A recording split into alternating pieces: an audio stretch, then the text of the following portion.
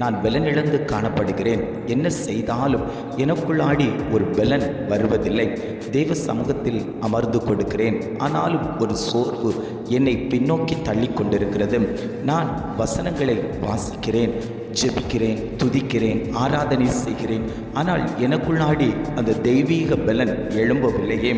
நான் என்ன செய்வேன்? இந்த பலன் குன்றி போனால் என்னுடைய ஆவியின் வல்லமை குன்றி போகுமே.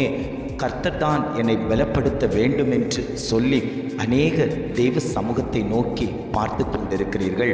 ஆண்டவர் சொல்லுகிறார், நான் உங்களுக்கு புது பலனை தருவேன் என்று இன்றைய காலை பொழுதில் ஒவ்வொரு குடும்பங்களையும் பார்த்து ஆண்டவர் வாக்கு கொடுத்து கொண்டிருக்கிறார். வசனம் இவ்வாறாக சொல்லுகிறது, கர்த்தருக்கு காத்திருக்கிறவர்களோ புது பலன் அடைந்து கழுகுகளைப் போல செட்டைகளை அடித்து எழும்புவார்கள்.